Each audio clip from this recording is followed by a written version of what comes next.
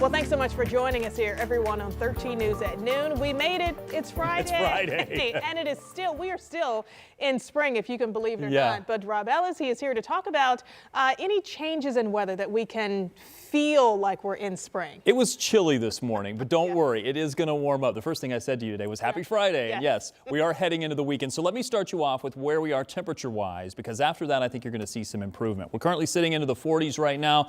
Temperatures are at 47. They're moving up pretty fast. I think we're going to add another 10 degrees on top of that. We've got plenty of sunshine. Some light southwest winds have kicked in, and that's going to help to move our temperatures up. Now, it is going to be a bit breezy once we get into the afternoon, but a couple of differences from yesterday. One is the wind direction. We've got a wind out of the south and southwest, and that's likely going to stay with us through the entire day.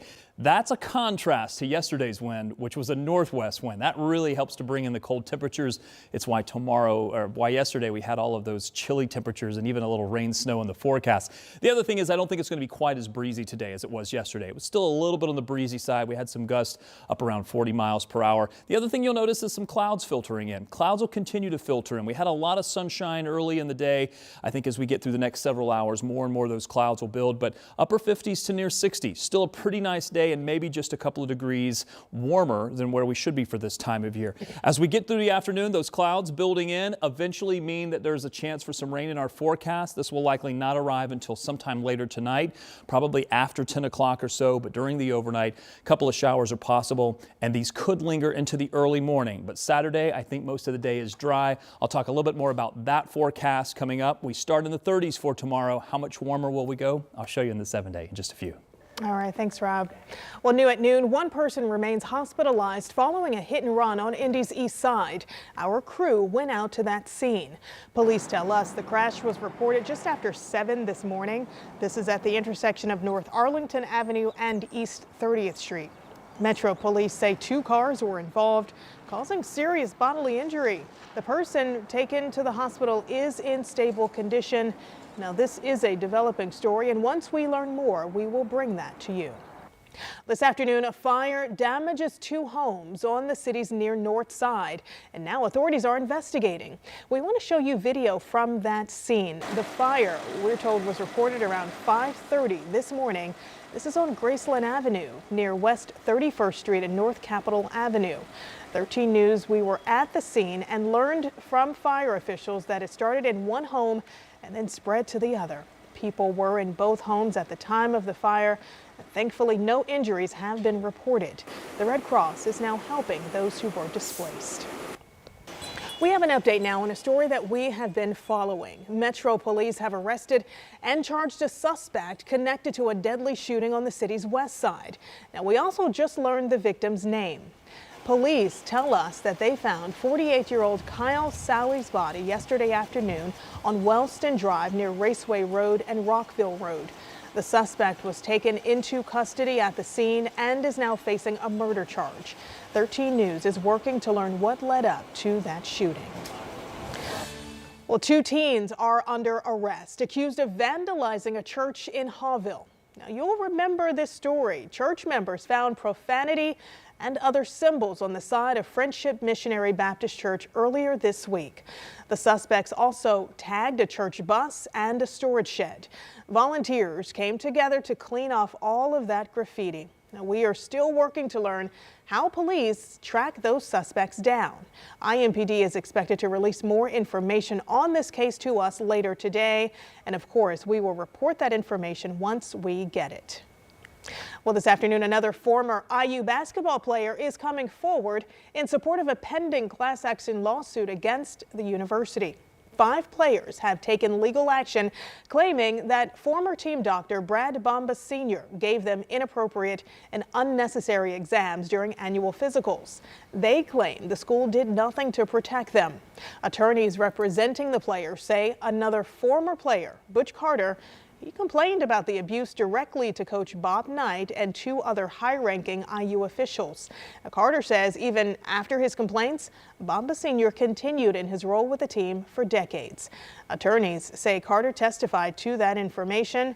Bombas Sr. is not facing any criminal charges.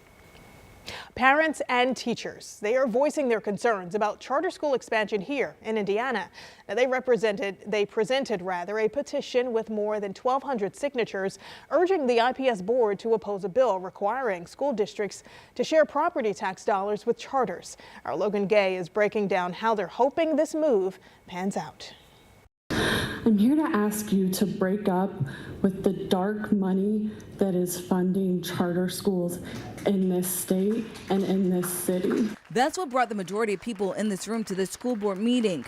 They say Senate Bill 518 is harmful to public education in districts like IPS, and they want the school board to join them in combating it. We are asking for a moratorium on new charter schools to protect the funding and availability of traditional public classrooms like mine.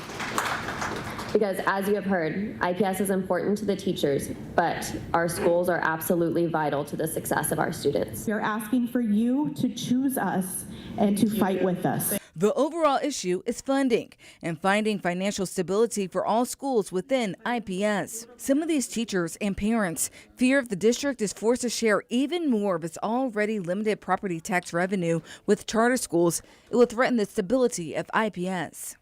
What happens if the district has to cull buses or default on bonds? How many contracts will be avoided? Who picks up the tab when the roof caves in? How many buildings will have to be sold and whose will go first? How many transportation fleets are going to have to be rebuilt from scratch? What happens to the debt from incomplete projects? Monica Shellhammer with the Indianapolis Education Association presented the petition to the board. She hopes this will lead to deeper conversations with the board in the future. It's not for us, it's for the students and our future students so they can enjoy all that IPS has to offer. She hopes they really listen to the concerns that were voiced here and will work at their next action session to create solutions to make sure the district is financially stable. That was our Logan Gay reporting. Board members did not address the petition during the meeting, and a district spokesman told us they did not have a statement at this time. Now, the board also postponed a discussion surrounding the task force created to address student safety and school culture. Well, postal workers are pushing back against proposed changes at the USPS. Demonstrations were happening at state houses across the nation yesterday, including right here in Indiana. Take a look. Who's post office? I said, who's post office? We've been covering problems inside the Indy distribution hub for months. Now, the workers dealing with those issues say it could get even worse if federal cuts are made. The Trump administration is pushing to privatize the independent agency. We are out here because the U.S. mail is not for sale, and we are the people's post office. Employees that we represent want to do their job and serve them. If management will give us the tools and the staffing that we need to do that. Many workers say USPS cuts could mean higher costs and a reduction in service. Well, dozens of people are rallying in Indianapolis for trans rights. Last night, demonstrators took to the street on Mass Ave to address several bills in the Indiana State House they say target members of the LGBTQ community. Now, we talked to people there who say it's a demonstration about accepting all Hoosiers. Trans people have always existed. They've always been here. They will continue to be here, and they are not foe. They are friends, and they're a part of our community. Our State House reporter Emily Longnecker has reported on the measures considered by Indiana lawmakers extensively. And you can see all of her coverage about where those bills stand right now on WTHR.com.